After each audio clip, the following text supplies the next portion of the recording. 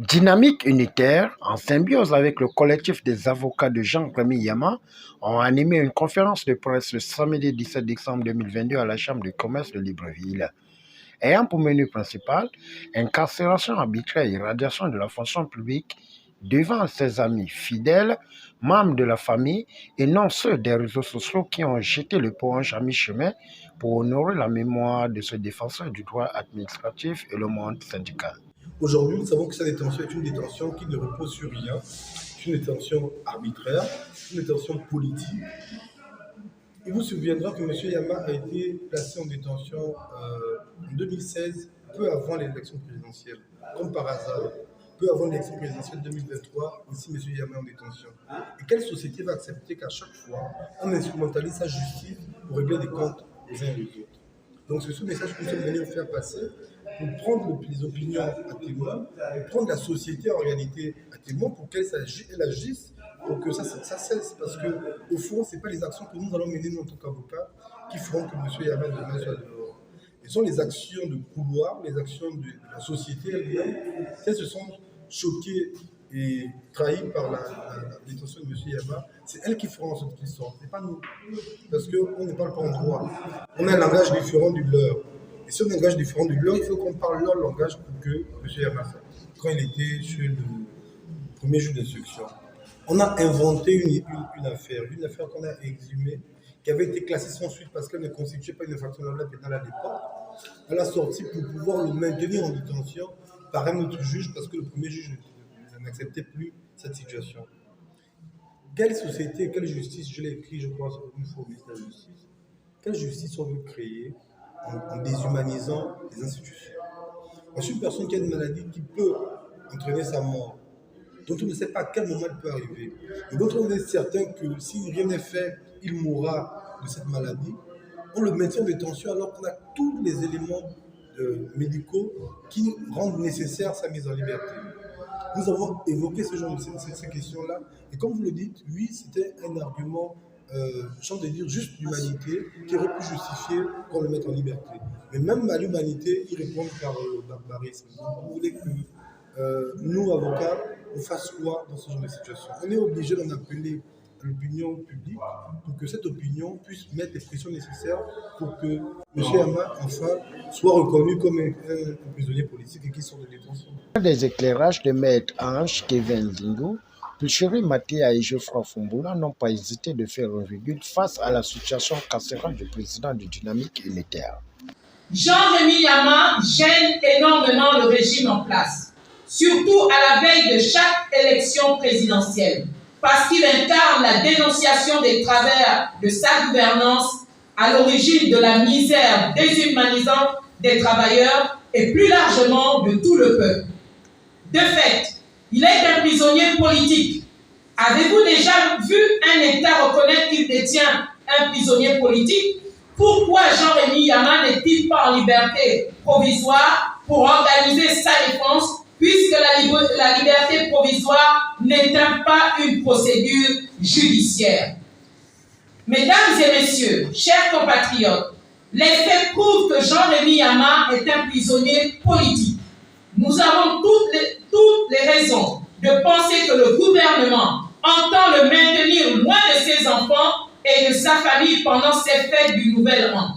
Son acharnement contre Jean-Rémy Yama ne doit plus nous laisser indifférents. Le 2 janvier 2023, il sera à 10 mois de détention préventive, privé de revenus suite à sa radiation de la fonction publique, le mois de son incarcération. Ce tableau s'assombrit en plus avec le décès de son épouse, le 26 août 2022, dont la dépouille se trouve toujours à Dakar en chambre froide. Selon la communauté internationale à agir, les violations flagrantes des libertés individuelles par le Gabon doivent placer le gouvernement sur le banc des accusés. La vie de tous les détenus arbitraires de la prison centrale de Libreville, dont celle de Jean-Rémy Yama, est en jeu. Enfin, à tous les acteurs ici présents, agissons de concert pour obtenir la liberté du président de Dynamique unitaire, Jean-Rémy Yama, dans les plus brefs délais, afin qu'il retrouve ses enfants, sa famille et enterre son épouse en toute dignité. Que Dieu bénisse le Gabon et Dynamique Unitaire. Que Dieu bénisse Jean-Rémy Yama. Que vive la République du Gabon. Je vous remercie. L'incarcération du président Jean-Rémy Yama relève de tout sauf du judiciaire. De 2015 à ce jour, près de 8 ans que la justice gabonaise s'appuie sur ce même dossier pour justifier la torture physique, privation arbitraire de liberté, et la torture morale, radiation de la fonction publique, perte de son épouse, pas encore enterrée à ce jour, etc. Sur ce même dossier, n'a jamais fourni des preuves de la responsabilité du président Jean-Rémy Yama sur les faits d'abus de confiance au sens de l'article 307 du Code pénal et de détournement de fonds publics au sens des articles 141 et 377 du même Code pénal. 8 ans que les procureurs se succèdent, d'aucuns classant l'affaire, d'autres l'exhumant, le tout sans avoir jamais apporté des éléments concrets. 8 ans que les différents juges qui se sont succédés sur cette affaire disent toujours être en instruction, toujours à la recherche des preuves, etc. 8 ans que le Bureau des Nations Unies au Gabon demeure silencieux sur ces violations, favorisant par la même occasion sa promotion aux instances des Nations Unies, telles que le Conseil des droits de l'homme des Nations Unies, où le Gabon est membre.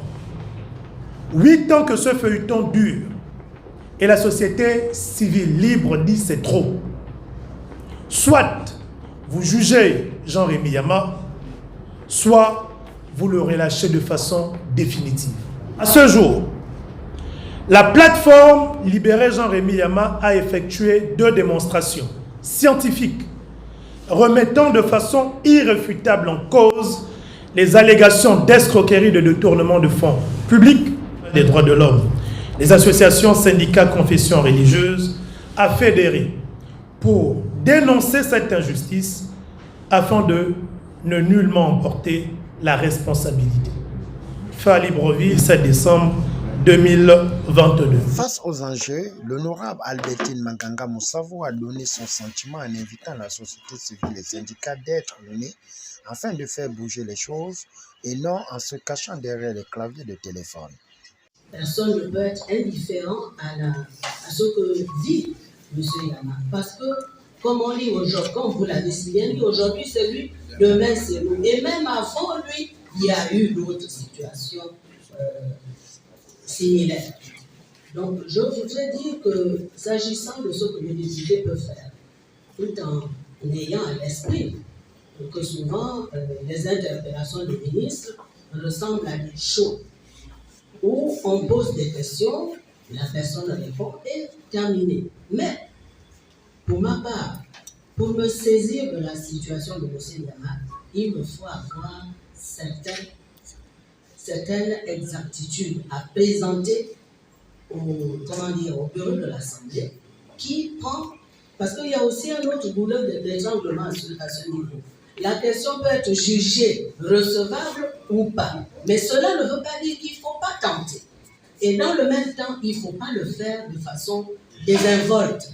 Il faut avoir véritablement des points sur lesquels on appuie son interpellation. Donc, si c'était possible, je souhaiterais avoir ces points-là pour que je me saisisse de l'affaire, du moins pour en parler, interpeller le ministre. Le ministre ne répondra certainement pas, mais au moins, j'aurais fait ma part. Nous notons que Jean-Rémy Yama est un prisonnier politique selon les circonstances de la situation politique qui se pointe à l'horizon en 2023.